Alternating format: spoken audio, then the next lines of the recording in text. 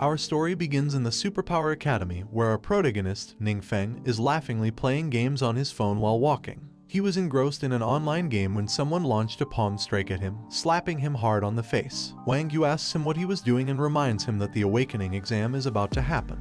Instead of preparing, he was playing games. He laughingly asks her if it isn't a combination of work and rest. He then tells her that he is already 18 years old and, at most, he'll awaken into a 1 or 2 star ordinary profession. He then leans towards her and tells her that he is not unlike her, who awakened a 5-star profession at 16, and asks her why he should work so hard if he can just rely on her coattails in the future, making her pissed. She then grabs him by the neck while shouting that she'll let him rely on her.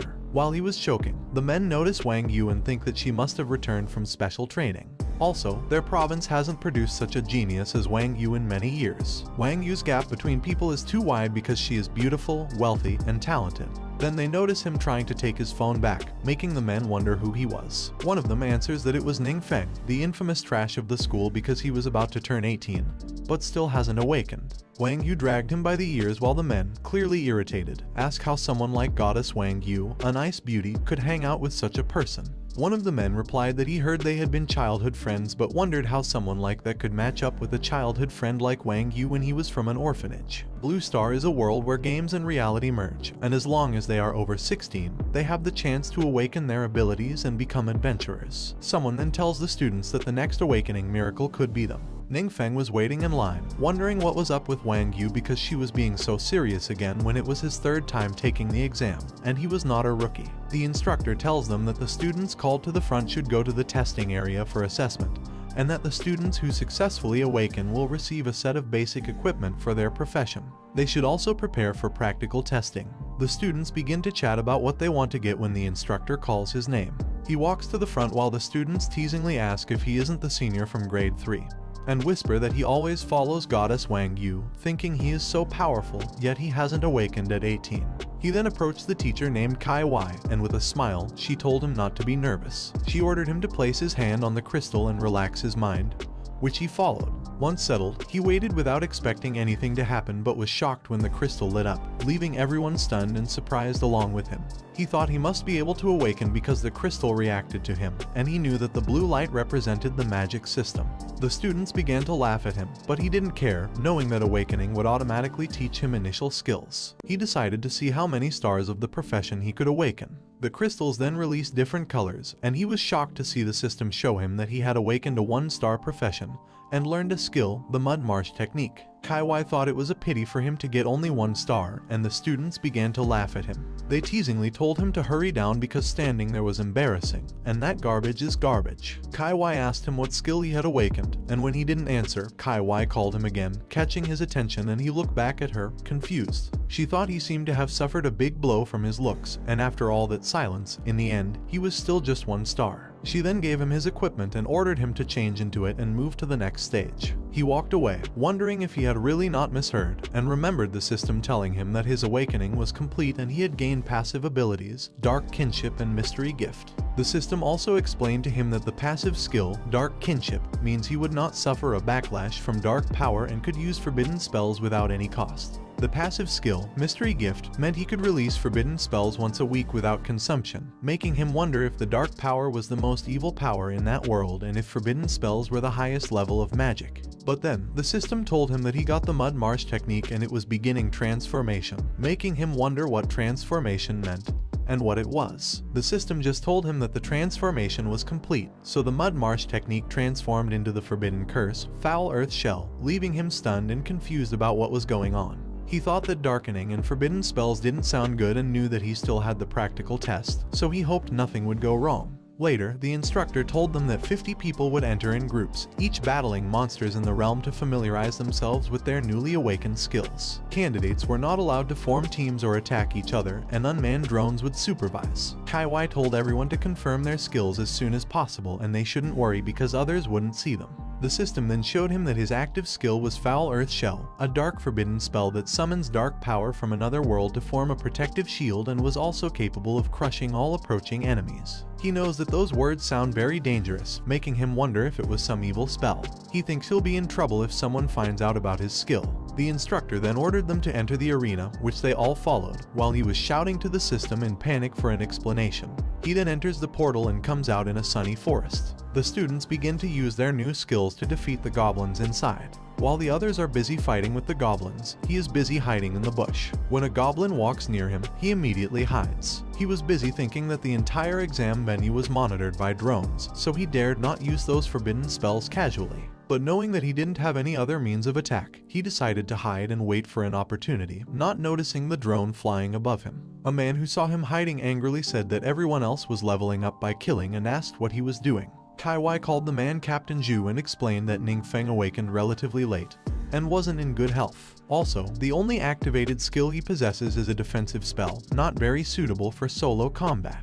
Captain Zhu tells her to call Ningfeng out because there is no need for him to continue the exam. After all, with just a 1-star profession, he can't become a real adventurer. But then, the monitoring man makes a confused sound, making Captain Zhu look back at the monitor and ask what is going on. The man replies that he doesn't know, but it seems like the drone was attacked and then the feed was cut off. The man then shouts an alert to everyone and reports that unusually high power fluctuations were detected in the realm, making Captain Zhu panic and order his men to investigate in a hurry and find out what is happening. On the other hand, inside the arena, the drone was destroyed into pieces while the man was on the ground, shaking in fear and asking how there could be such powerful monsters in the exam venue while looking at the huge goblin with sharp blades in hand. The goblin orders his brethren to rise and not to be enslaved any longer. He then orders the goblins to let those invaders die there, which the goblins agree to. The drone flew closer to the goblins, but the leader attacked it with his power, making it explode and fall into a nearby bush. Ningfeng, hit in the head, wondered why the drone fell, but then he was shocked to see a swarm of goblins surrounding him. The leader goblin laughingly said that there was actually a little bug there. A few goblins dashed toward him to attack while he wondered why so many monsters were gathering and guessed that the one in the middle seemed to be an elite leader. He then realized that the drone was gone and thinks that this was a great opportunity to test if the forbidden spell was real. He raised his hand and a purple power emanated from him.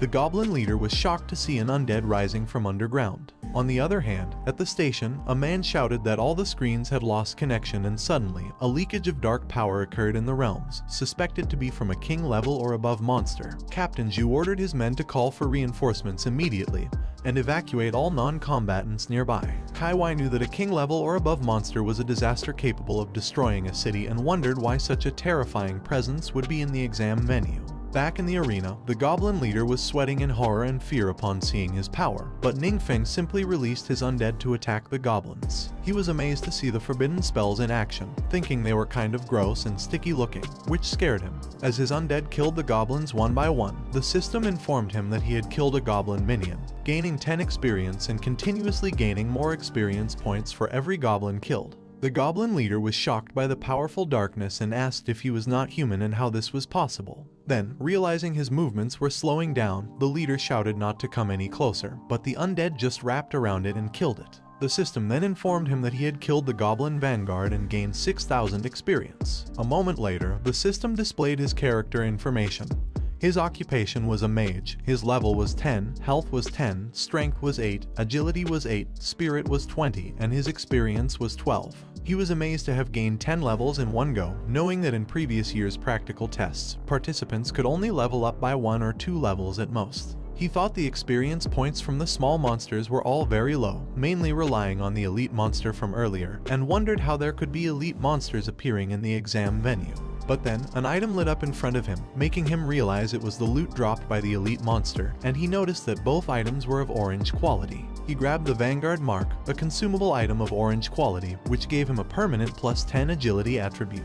Then, there was the Shadow Butcher's Claw, also of orange quality, with a requirement level of 20. It provided plus 13 strength, plus 16 agility, plus 10% attack speed, plus 5% critical hit rate, and a 10% chance to trigger a combo, and it could be inlaid with up to 3 enhancements. He knew that orange quality was already considered epic level treasure, which meant they were definitely very valuable. And although he couldn't use the claw now, orange equipment could still sell for a lot of money. Excited at the thought of easily leveling up by killing monsters and finally getting rich, he was then startled when the captain ordered everyone to immediately abandon the test and used the teleport scroll to evacuate, making him wonder what was happening. Suddenly, he felt a strong power spreading around him, and when he peeked back, he was shocked to see holes in the ground, making him question why it was so desolate there, if it was the power of the forbidden curse, and if they were all traps. He immediately opened his scroll, knowing it would be terrible if someone found out, so he must run away. The other students used their scrolls to leave the arena too.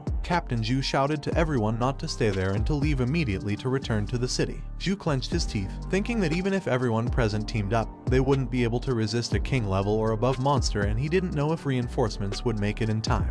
But Zhu was shocked to realize that the source of the dark power suddenly disappeared, fearfully wondering if that demon had escaped outside the realm. When he came out from the arena, he saw Kai Wai telling someone that it was already beyond what they could handle, so she'd report immediately, and everyone had to remain silent to avoid large-scale chaos. She also ordered the activation of the school's ceiling array, leaving only one exit for unrelated personnel to evacuate quickly. He called out to Kai Wai to ask, but she worriedly asked if he was okay. He replied that he was fine, and she ordered him to leave in a hurry, telling him that the school was temporarily suspended, so he shouldn't come back unless necessary. Later, he asks Wang Yu what is going on because it seems like their teacher, Kai Wai, is facing a formidable enemy. She replies that she heard an unknown power source was detected in the exam venue and that the whole school had been sealed off. He wonders if it could be the unidentified elite monster and thinks about how hard it was for him to endure until awakening, only for the test to be interrupted halfway. Wang Yu notices his disappointment and thinks that the incident has hit him hard.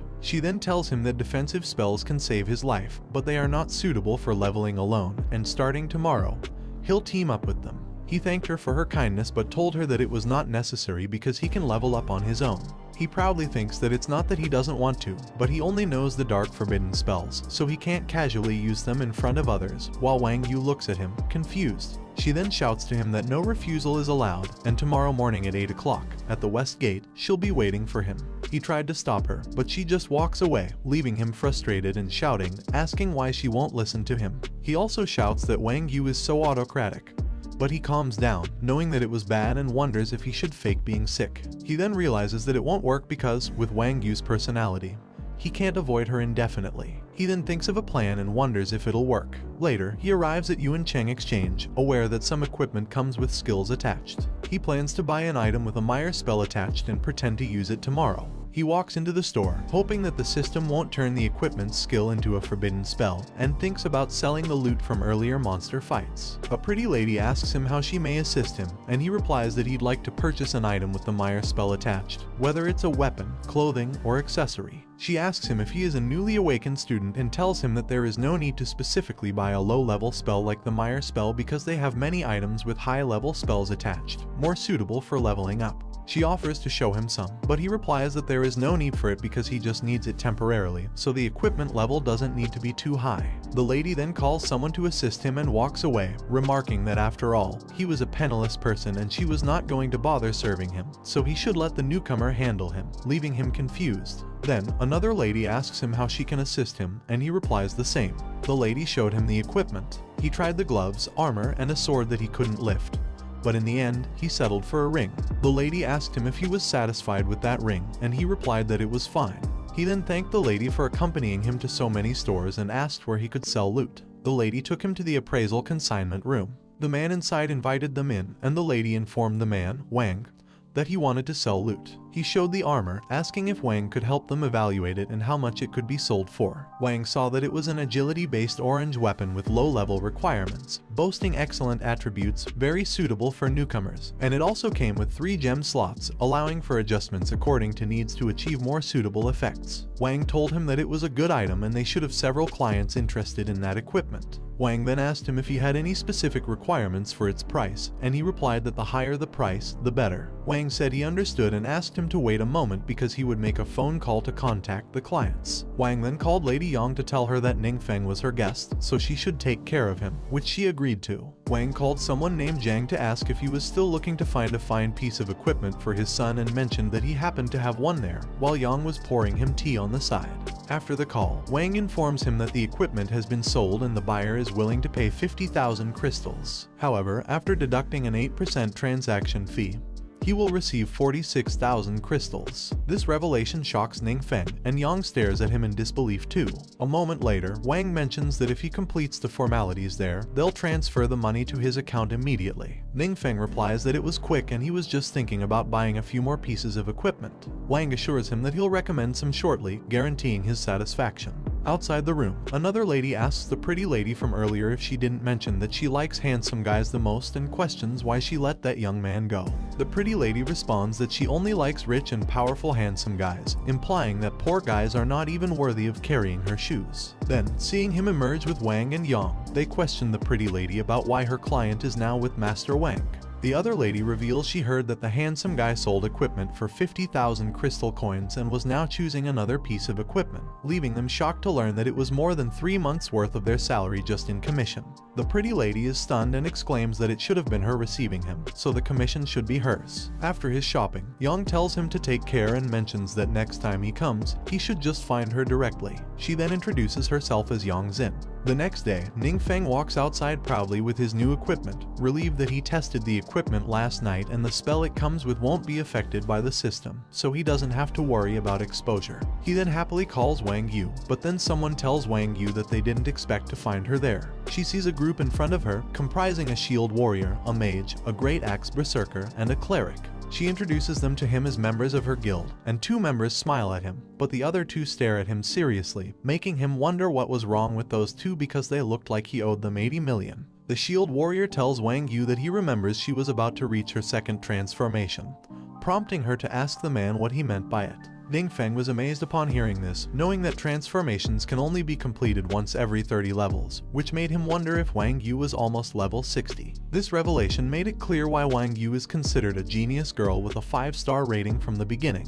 The man then replies that it was nothing much, he just wanted to give her a gift. He gave her an advanced agility potion that was consumable, of orange quality, and it permanently increased the agility attribute by +3. The berserker man exclaimed that it was an advanced potion that permanently increases attributes. The cleric asked if she was right to assume it was expensive. The man replied that expensive wasn't a big deal because it cost only 20 to 30,000 crystal coins. However, both of them agreed that the key issue was that such high-level potions are hard to come by, even with money. His father had asked many friends for help and finally managed to obtain one. She thanked the man for his kindness but told him he could take the gift back. However, the man disagreed, emphasizing that the potion was very precious. He then asked her if she wasn't determined to get into the top university. She turned around, replying that there was no need for it, and they still had things to do, so they should go first. The man, visibly angry, pointed at Ningfeng and asked Wang Yu if she was really going to waste time on that kind of trash. She angrily called the man Zhao Cheng to warn him, but Cheng teasingly asked her what was wrong and remarked that a 1-star was just trash and they would never amount to anything in their life.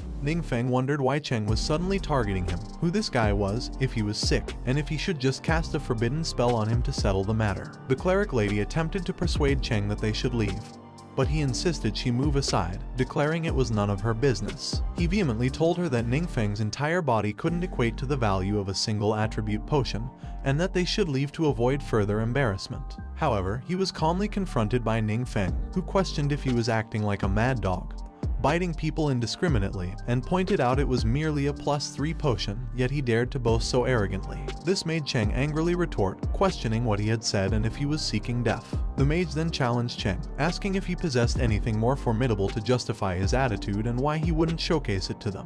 Cheng, agreeing with his team, told him that as long as he could produce such an item, he would kneel and kowtow to him, but if he failed, he would perform the gesture instead. Upon releasing the item, he instructed Cheng to prepare himself and presented it to Wang Yu as a gift. Surprised, she discovered it was a pioneer badge, an orange item that permanently enhanced attributes. She inquired about the item, having never encountered it before. Cheng, stuttering, questioned how an item could permanently provide a +10 attribute boost and speculated it was a falsehood. However, he confidently suggested they test it to see for themselves. Wang Yu, initially hesitant, accepted the badge on his assurance that he had found it at his home and intended it for her. Her team urged her to utilize the badge immediately, unable to contain their anticipation.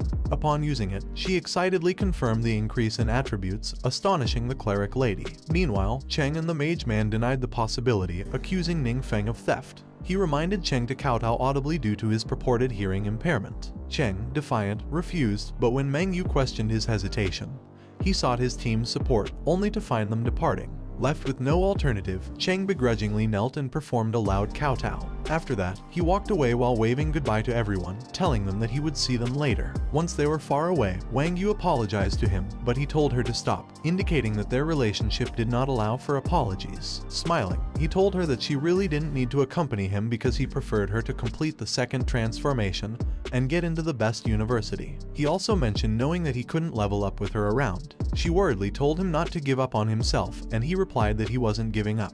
She then gave him something, which he saw were skill books. She explained that he could learn them once he reached the appropriate level. Noticing that they were all of purple quality, he asked if they were expensive. She replied that they cost not much money and were incomparable to the badge he had given her, so he told her he would accept them. Later, in a dangerous graveyard on the periphery of the secret realm, the undead lunged at them. Then, an arrow flew, hitting an undead in the head. He shouted that it was 666 and silently thought that the experience gain there was so low, but he couldn't tell Wang Yu that he had already reached level 10, making him wonder what he could do when he felt helpless too. But then, Wang Yu's phone rang, and she answered it. The cleric lady informed her that they had just received news that the big boss, the fallen necromancer, was about to appear, and such an opportunity was quite rare. The lady then asked her if she wanted to pursue it. She asks her if she was coming. Cheng interrupted them by asking, "How else are we going to fight the boss if Wang Yu won't come?" Tell her that the fallen law necromancer can drop rare mage items, which are very important to him. Wang Yu was silent upon hearing this and looked at him,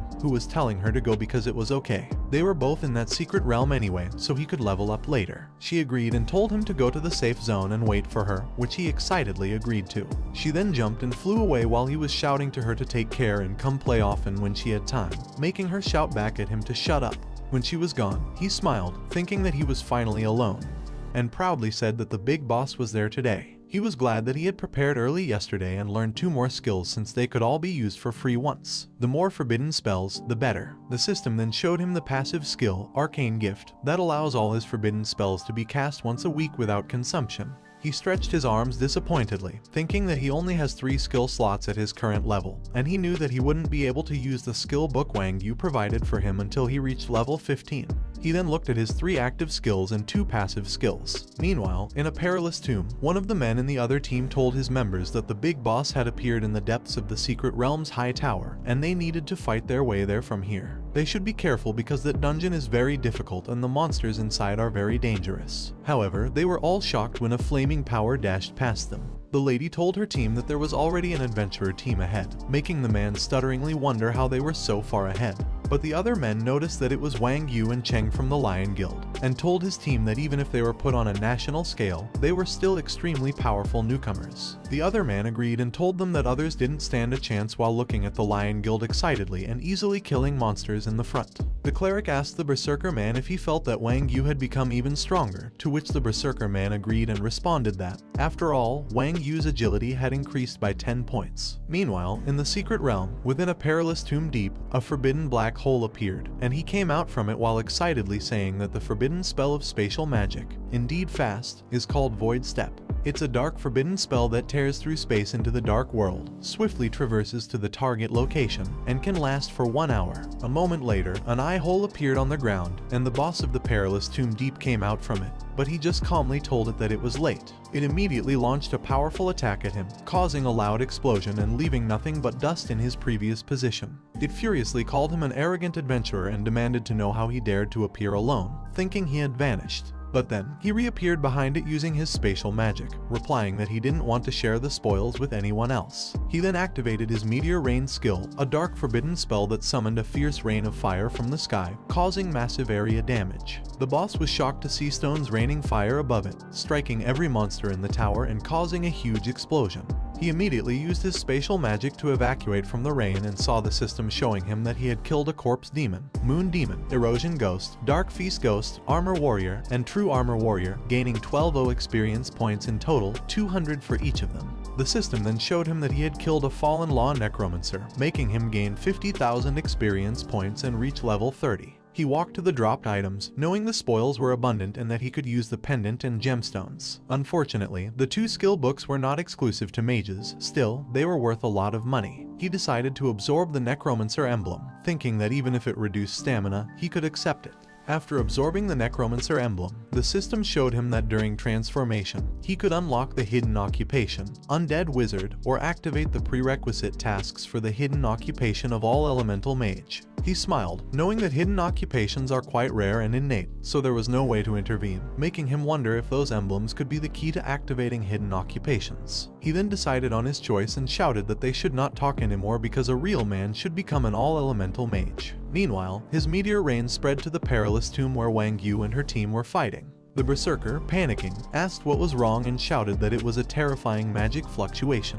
Wang Yu ordered everyone to stop advancing and retreat, but Cheng disagreed, wanting to kill the necromancer, which made her shout at him, asking if he wanted to endanger everyone when the situation was already so dangerous. Cheng clenched his teeth, thinking it was such bad luck. After retreating, she immediately grabbed her phone to inform Ningfeng, but she read that Ningfeng had messaged her that he had urgent matters and would leave first. Later, he arrived at the transformation hall and walked inside, noticing that not many people were there. He then saw the lady on the side, and the lady asked him if he was there to receive the transformation task, to which he replied, yes. The lady agreed and told him to let her register his information first. She then began to question him about his information, and he answered them. The lady couldn't believe he was undergoing transformation at 18 and noticed that his aptitude was a bit poor. She then stood up and told him to follow her to the mage transformation, which he agreed to. When they arrived at the mage transformation, the lady told him to just follow the process next, and then she would go out first, for which he thanked her. When the lady was out of the room, she saw someone and asked Captain Zhu if there was anything wrong.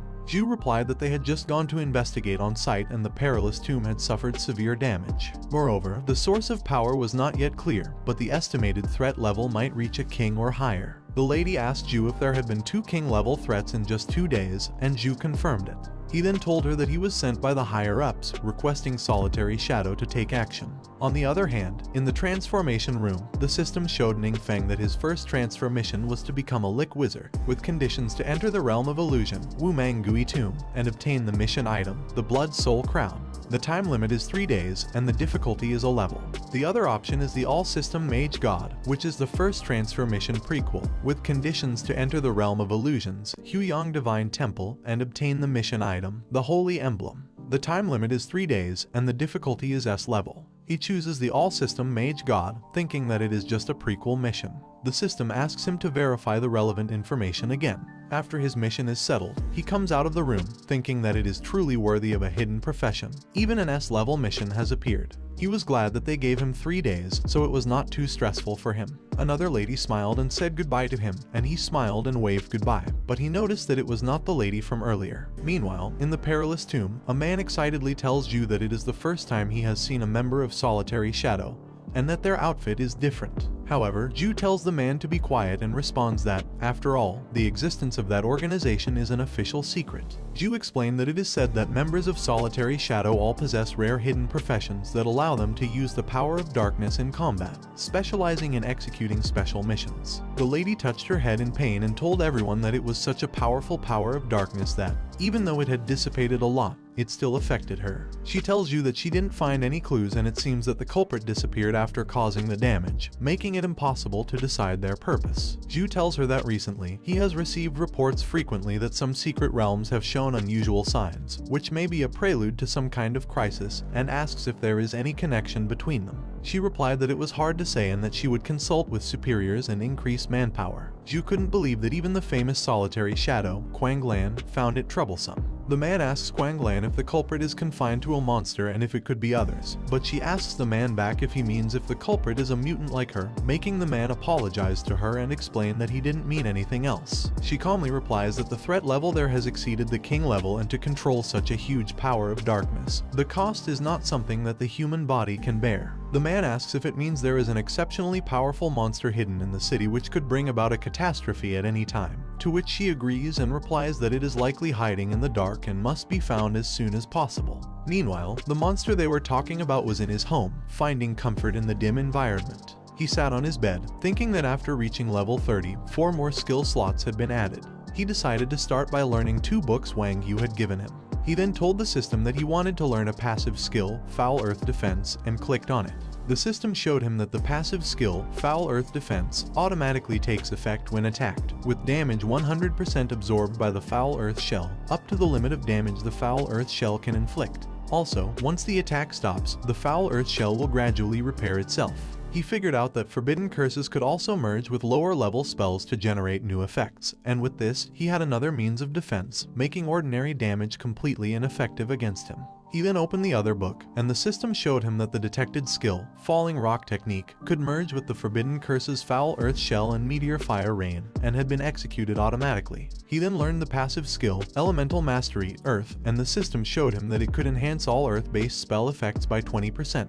After reviewing his books and skills, he noticed that the skill slot count was still 4, so he decided to exchange and buy a few new books. Later, in the exchange tower, he walked inside, and the lady from before saw him, thinking it was the same as last time. She jumped in front of him sweetly, telling him she was there, but he simply told her that he was looking for Yang Xin. She flirtatiously responded that Yang Xin was with another client at the moment, so today she would accompany him. However, he just walked past her, telling her it wasn't necessary and he would just look around himself, leaving the lady frustrated and wondering if he was rejecting her like that and if she was not even comparable to someone like Yang Xin. She then followed him, telling him it was okay because it was her duty. Suddenly, Yang Xin ran to him and called out his name. He asked her if she was done, and she replied that she was not done yet, she was just eating in the back. But her colleague had told her he was there, so she hurried over. He apologized to her for interrupting her meal and offered to treat her later as compensation, making her reply that it was embarrassing. Meanwhile, the lady in the background was infuriated, thinking he was deliberately provoking her anger. A moment later, he pointed to the books and told Wang that he wanted to consign those 2 skill books for sale and also wanted to buy some more mage skill books. Wang replied that it was no problem and ordered Yang to accompany him,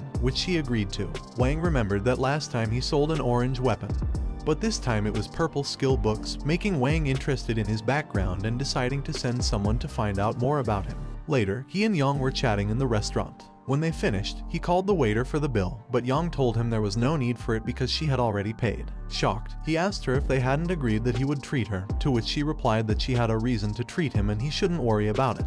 He asked her what the reason was, but she playfully replied that it was a secret and they should go. When they were outside, he offered to walk her out, but she said there was no need to trouble himself because she was heading to another place and would just take a taxi. He agreed and told her to take care. When she entered the car, the driver asked her where they were going, and she replied to the city's second hospital. She smiled, thinking that thanks to Ning Feng, she earned a lot of commission and her father's medical expenses for that month were finally settled. As she was in tears of happiness, the car window shattered and something pierced the driver. She was horrified to see it. Outside their car, there was portal above and a lot of monsters was coming out from it, causing chaos in the street. She immediately grabbed the car door handle and jumped out of the car. Thrown to the ground, she wondered what was going on and why monsters were appearing in the safe zone. Then, a monster appeared in front of her. Stunned, she saw a man coming out of the portal, who then smiled at her. She then attacked the monster with her power, but the monster didn't sustain even a scratch and simply screamed in anger. Yang Xin was a mage with a 1-star attribute and was at level 34, but she noticed that her attack was futile. The monster then swung its claw to attack her, making her shout in fear. Fortunately, Captain Zhu appeared in time and decapitated the monster. He asked her if she was okay, and she replied that she was. He then told her that if she could move, she should find a place to hide first. She ran away, while Zhu noticed that everything around there had been corrupted and the secret realm had begun to merge with reality. He had never seen such a serious situation before. He then looked at the monster he had just killed and noticed that these monsters were not something a 1-star ordinary person could handle, making him remember his colleague's words that an exceptionally powerful monster hidden in the city could bring about a catastrophe at any time. Suddenly, sharp fingers reached for him, but fortunately, he jumped away in time to dodge them. He asked the person who attacked him if he was a mutant, and the man replied that he was not that kind of trash because he was the guardian of the power of darkness. This made Zhu wonder what the man meant by a guardian, as he had never heard of it before, but he decided to set his curiosity aside, knowing that it was not the time to dwell on such things. He then swung his sword at the man, but the man merely punched his sword, throwing him away. He realized that his situation was not good because the man was at least at the level of a 3rd transfer or higher. The man then put his finger on the ground, releasing his power and laughingly said that it was his territory. He then released a dark power around them, telling Zhu that a weakling like him was no match for him, and jumped at him to attack, thinking that no one was a match for him.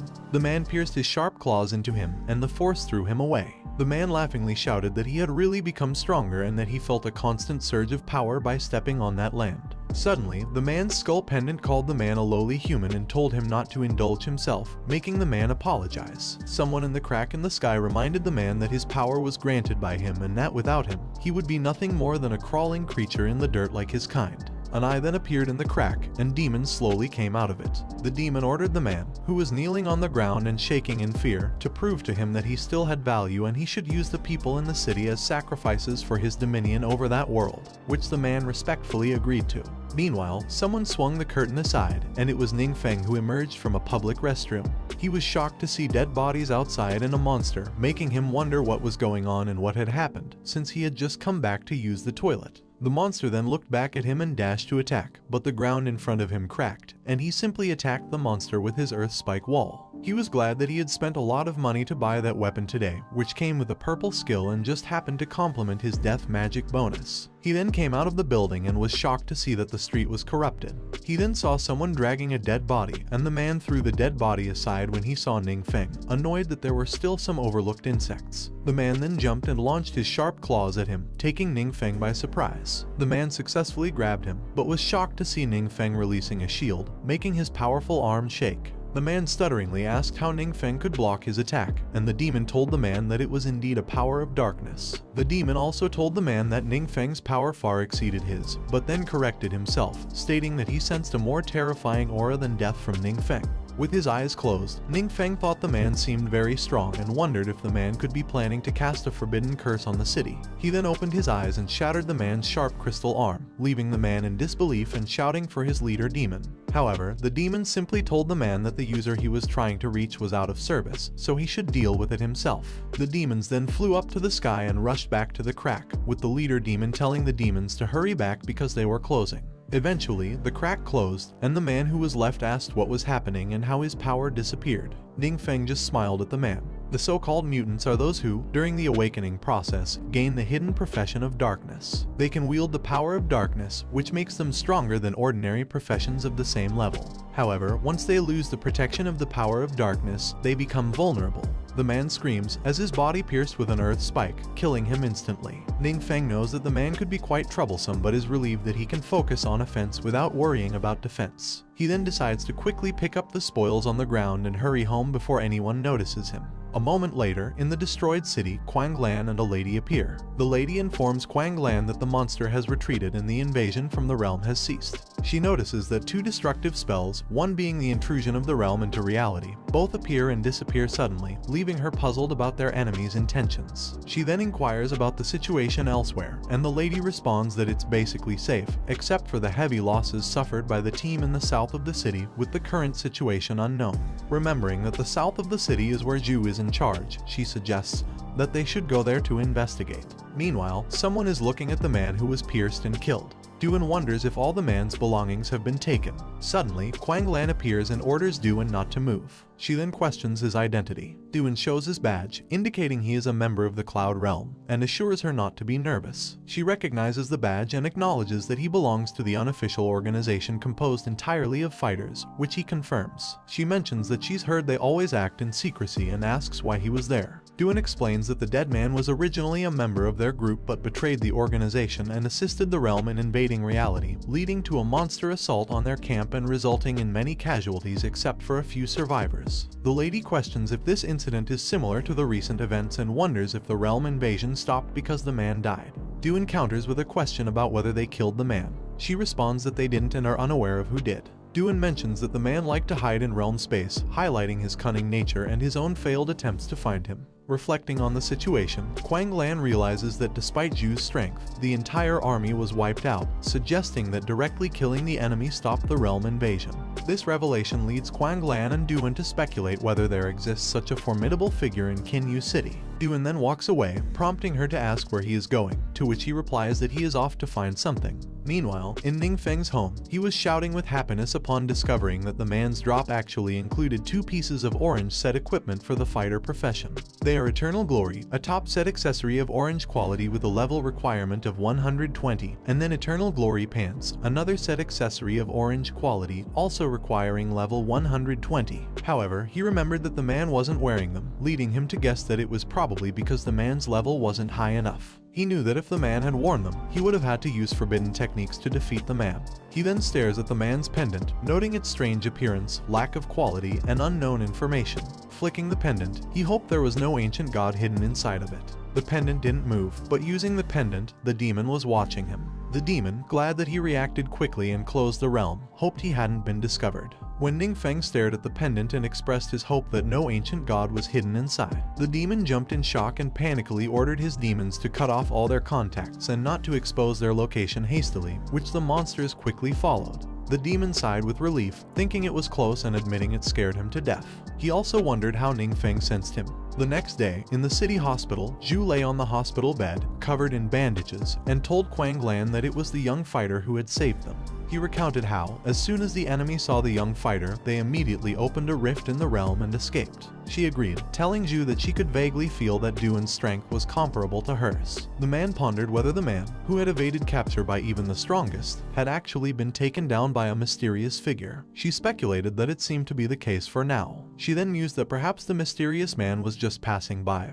Or maybe he was in seclusion. In any case, this mysterious figure definitely wasn't registered anywhere, and aside from some traces of ordinary magic, there were no special findings on the battlefield. Zhu expressed relief at the thought of the mysterious figure living among them, feeling very safe at the prospect. The man then shared his exaggerated idea, wondering if remnants of dark power remained on the battlefield from the previous night. She confirmed his suspicions, explaining that their enemies were monsters from another realm. The man admitted his confusion, merely guessing about the situation, and speculated whether the mysterious figure could also be a mutant. He noted that the two devastating spells hadn't caused any casualties and pondered if the mysterious figure could be a mutant. Zhu dismissed the thought as impossible and an overreach, but Quang Lan took the suggestion seriously. Meanwhile, at the border, Ningfeng announced his intention to undertake the job change task and inquired whether he could pass through. The men allowed him to pass, and he saw the Temple of Radiance. As he started walking toward the temple, he was unaware that someone was following him. It was Duan, trying to investigate him. A few days ago, at the exchange, the lady informed Wang that Duan had come to see him. Wang greeted Duan and told him that he had heard Duan wanted to buy a set of 4 transferred fighters' suits. The lady thought to herself that with such a high-level and handsome man as Duan, who was generous with his money, they wouldn't have to worry in the future if they could get Duan on board. Wang then mentioned to Duan that, coincidentally, they had an old customer who had just called and was ready to sell a 4 transfer fighters' suit. But this old customer only had 2 pieces at the moment, a top and a pair of pants. Duan inquired about the whereabouts of this old customer, to which Wang replied that the customer had some engagements today and couldn't make it. However, Duan noted that the details about the 4 transfers, 2 pieces, a top, and pants all matched key information about his master's relic. Although it hadn't been confirmed firsthand, the suit mentioned was most likely his master's. Duan asked Wang if he could tell him where his old customer was and said he could pay for the information, which surprised Wang. Wang wondered about the coincidence, remembering that just as Ningfeng said he was going to sell the suit, Duan showed up asking about it, as if it had been planned. Wang then recalled that his old customer had mentioned going to a neighboring city for some business and suggested he should call to confirm. Later, Wang inquired if Duan had already left, and the lady confirmed she had seen him off. She then asked if something was wrong, and Wang shared that he had someone investigate Ningfeng's background previously. It was discovered that Ningfeng's parents, both ordinary 2-star professionals, had disappeared in an accident when Ningfeng was young, leaving Ningfeng alone. Ningfeng had attended the 7th middle school in the city and awakened at 18. But he was only a 1-star professional. Upon hearing this, the lady was surprised and told Wang that she thought Ningfeng was impressive, but it turns out that Ningfeng was so unremarkable. She mused that she had always thought there was something off about Ningfeng, looking so poor, but now it was exposed. She then questioned where Ningfeng had acquired the items he sold at their trading post, given that a 1-star professional couldn't obtain such valuable items. Wang replied that this was the problem, and although Ningfeng was friends with the daughter of the Wang family group, the Wang family group hadn't helped him much. The lady noted that Duan seemed very unhappy earlier, and asked Wang if Ningfeng's suit could have been stolen. Wang responded that it might not have been stolen, but it was probably not obtained through legitimate means, and this time, Ningfeng seems to have provoked someone he shouldn't have. The lady excitedly replied that a 4 transfer expert is a top figure even in Beishan province and concluded that Ningfeng's items must have been stolen, which piqued her interest in Ningfeng. Back at the Temple of Radiance, Duan was hiding behind a rock, silently following Ningfeng. He couldn't believe that such a young person could repel the invasion of the realm, especially considering that even a strong person like his master was defeated by the realm's boss. Duan then jumped behind another rock to continue his surveillance, pondering that according to the information he had, his master's relic might be in Ningfeng's possession. If Ningfeng wasn't the formidable one, then it must be someone supporting Ningfeng from behind. However, Duan understood the importance of caution, which is why he chose to remain hidden. Upon arriving at the Temple of Radiance's entrance, Ningfeng observed adventurers battling monsters. Duan noticed Ningfeng changing his outfit and believed that by assessing Ningfeng's equipment, he could roughly gauge Ningfeng's strength. After completing his outfit change, Ningfeng appeared exceedingly ordinary, resembling a student who hadn't yet graduated. This left Duan wondering if it was some kind of disguise. He convinced himself that it must indeed be a disguise because given Ningfeng's age, a novice disguise wouldn't attract attention and would allow him to blend into the crowd easily. Duan thought that if Ningfeng was intentionally hiding his whereabouts, he might lose his trail. To avoid raising suspicion, he decided not to follow too closely. Duan then marked Ningfeng with his skill to be safe, activating his spiritual sensing which marks the target in his consciousness without alerting Ningfeng. As he followed Ningfeng into the temple, Duan observed the monsters in the realm were at very high level, leading him to wonder about Ningfeng's purpose there. Suddenly, Ningfeng seemed to sense something approaching and swiftly shielded himself from an attacking monster. Duan was shocked, realizing that Ningfeng had deployed an absolute defense that couldn't be breached, no matter the attack. Duan then noticed the monsters were avoiding Ningfeng, affirming his suspicion that Ningfeng was no ordinary individual. When Ningfeng halted, Duan wondered if the towering figure before them was the final boss and if Ningfeng would engage in a one-on-one battle. He silently exclaimed at the convenience of having no one else around.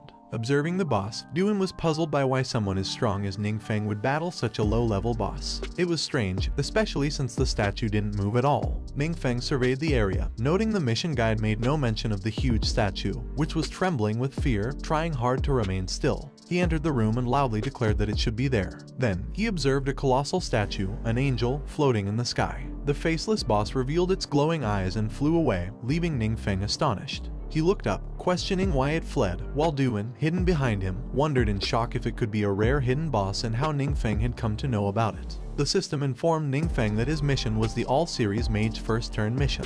The prerequisites were to enter the Realm of Glory Temple, obtain the mission item, the Holy Emblem, and defeat the temple's hidden boss, the Six-Winged Angel. Ningfeng smiled as he approached the angel, satisfied that it was truly an S-rank mission, and pondered who could handle it if it were an average first turn. The angel, proclaiming its fear, shouted that it was too scary and questioned where else it could flee within its own realm.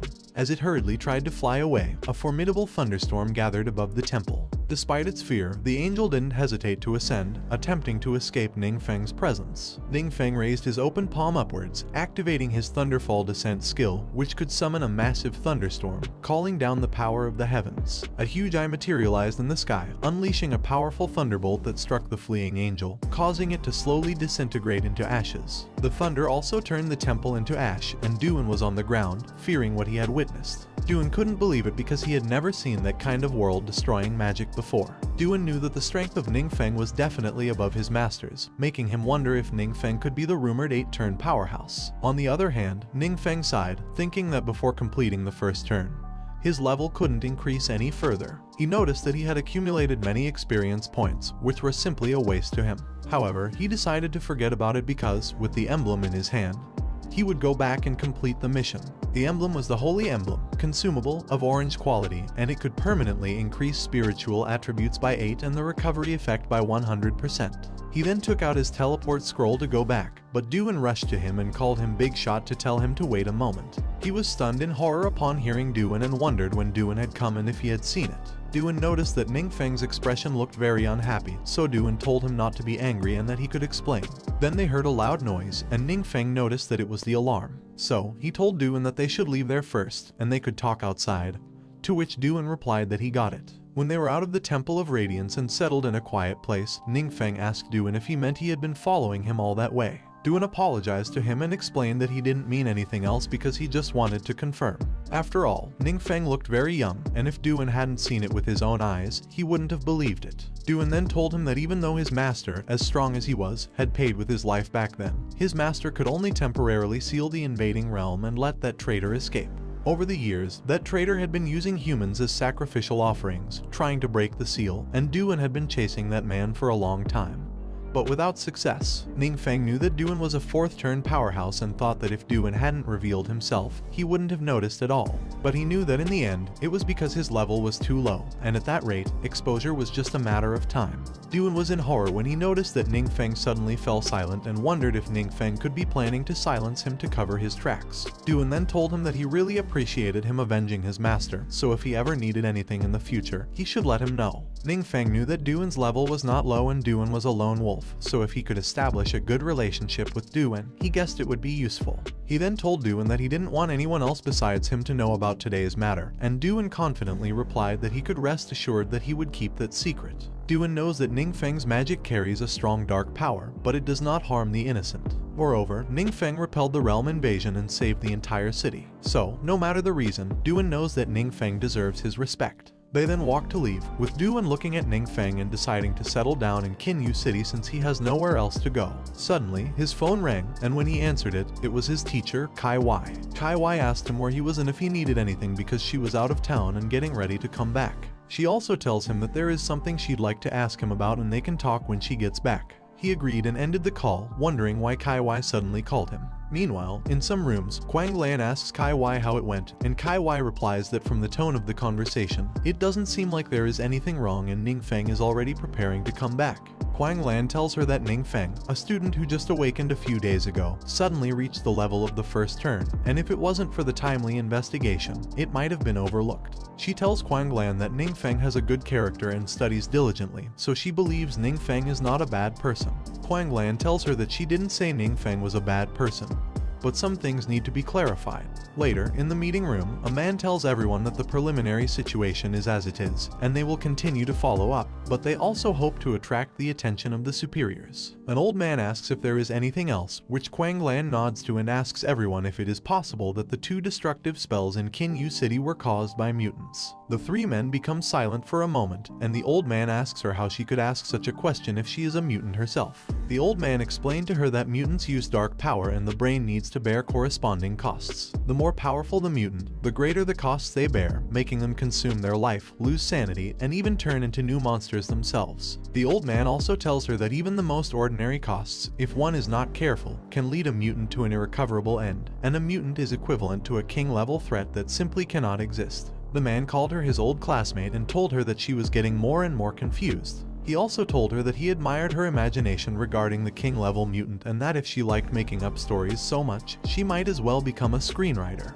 However, she responded that she was just considering all possibilities, so whether he listens or not was up to him. The man, clearly annoyed, told her that she was still trying to argue and that they were just incompetent and couldn't find out anything. Laughingly, the man then told her that if there really was a king-level mutant, he'd cut his head off and let her use it as a ball to kick. The old man cleared his throat to stop them and told her that they had already sent an investigation team to Kinyu City. He hoped she could cooperate actively and, in necessary circumstances, the investigation team would take over all her work. The old man also told her that her request for Lonely Shadow to increase manpower had not been approved. She angrily asked the old man if it was a lack of trust in her, but the old man replied that it was not a lack of trust and begged her to bear with them a little longer. After the meeting, she stretched her hand to relax a little, but then a lady barged into the meeting room in a rush and reported to her that the Realm Temple of Radiance in Longbow City had been attacked by destructive magic, but there were no casualties for the time being. Kai Wai, panicky, tells them that when Ningfeng was registering his training location during the investigation, it was. But Quang Lan cut her off by telling her that it was right that he registered in the Temple of Radiance. Quang Lan then smiled and said that the situation was getting interesting.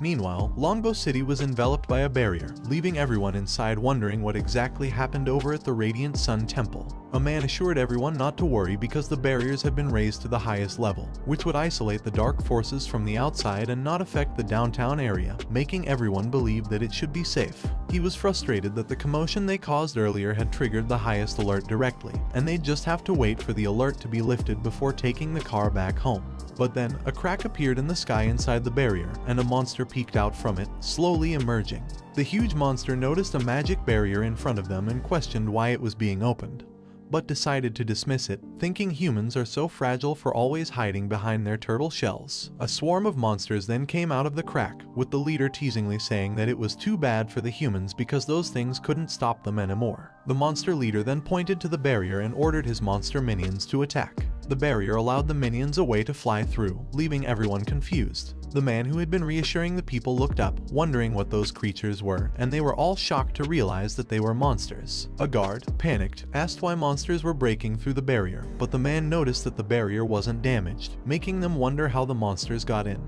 The people pushed back in fear, but Duin calmly created a shield to protect himself and others. Duin called him boss to suggest that this might be another high-intensity realm invasion. He asked Duin if he was right that it was similar to what happened in Kingu City the previous night, but Duin asked him back if they should intervene. He asked Duin if he had a solution, and when Duin was about to respond, he stopped, knowing that he could easily handle it, and wondered why he was asking him for a solution. Then, Duin thought there was no way he was actually asking what he was thinking.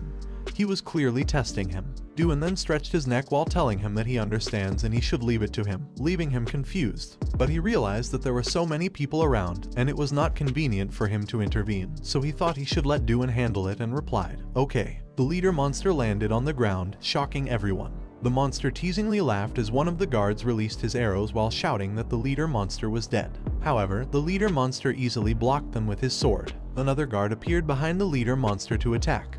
But with a swift backswing of his sword, the leader monster instantly killed the guard. In horror, the guard questioned how it was possible, shouting that they couldn't even touch him. The leader monster, piercing his sword into the ground and dragging it as he walked, expressed disappointment, thinking there would be some strong humans to challenge him. The people ran away upon noticing the monster heading their way. The leader demon raised his sword, aiming it down at the people while deeming them all rubbish. Then, suddenly, someone blocked his sword, and the leader monster was shocked to see it was just one person holding a dagger. Initially confused, Duin told him that although his boss didn't really need his protection, since he was there, he couldn't let his boss get personally involved. He then calls Ningfeng boss again, saying that he'd take care of it, prompting Ningfeng to ask Duin if he could stop calling him boss because it felt a bit embarrassing. The leader monster laughed, conceding that not all humans were worthless after all. But Duin, pushing the leader monster's sword, sending the leader monster away, slightly damaging him.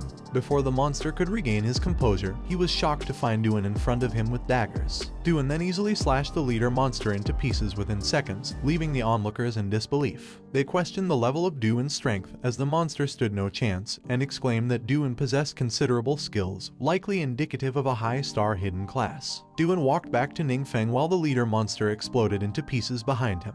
Duin, a level 137 legendary martial artist, represents a 5-star hidden class. Ningfeng, incredibly amazed by Duin's combat prowess, calmly informed Duin that there was something else there. The monsters rushed back to the portal, realizing that their leader was killed, and the archers began to strike back, now confident they could handle the smaller monsters. Duin asked him if he needed to do anything else, but he just gave Duin a thumbs up and told him that he had done great. The people couldn't believe that a formidable fighter like Duin showed such respect to a young man, making them wonder how powerful the young man was and if he could be the son of some prominent family, traveling with guards for experience. Duin then showed the loot dropped by the leader monster and gave it to him. The people exclaimed that even if he couldn't use them himself, they were worth tens of thousands of crystals each, and the ladies lovingly asked Duin if he needed a maid to serve him.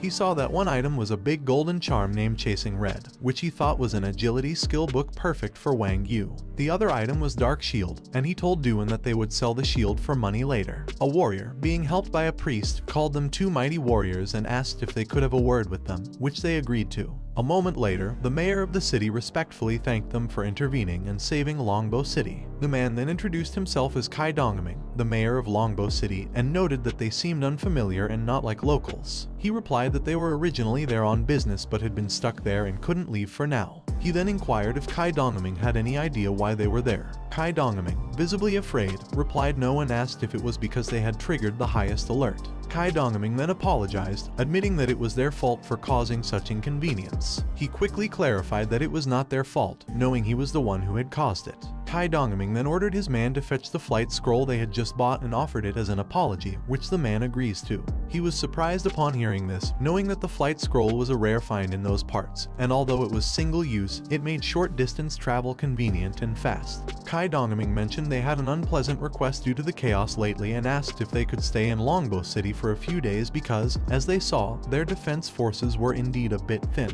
He apologized to Kai Dongming, explaining that his schedule was tight and he might not be able to fulfill his request. The truth was his class transformation only had 3 days left, and if delayed, the first transformation would never be completed. He then asked Kai Dongming if he thought he was very idle, making Kai Dongming fearfully reply that it was their oversight. The man then handed Kai Dongming the scroll he wanted and offered him the supreme black card from the Yuan Cheng trading post as a small token of appreciation. He was shocked upon seeing it, having heard that the supreme black card from the Yuan Cheng trading post is only given to a select few successful individuals, granting various privileges. This made him realize why Kai Dongming could afford a flight scroll and guessed that Kai Dongming's status must be extraordinary. Duan grabbed the gift and thanked Kai Dongming with a smile. The mayor expressed his hope for them to just accept it, otherwise, he was really worried about being blamed. He asked if they could seek help from them if Longbow City encountered danger in the future. He replied that there was no problem with that, as long as he had the time, making everyone cheer, believing that Longbow City was now safe. They then used the flight scroll and happily enjoyed their fast flight. Meanwhile, in Qingyu City, at the class transfer hall, the cleric happily announced to them that Wang Yu had emerged. Cheng and Wang Yu then came out of the hall, but she looked up when she felt something coming and saw purple and green lights fly past them at full speed. Cheng asked her what was wrong, and she replied that she just saw two people flying by, guessing one of them seemed to be Ning Feng. Cheng, skeptical, remarked that the flight scroll costs thousands of crystals, which a poor guy like Ning Feng couldn't afford.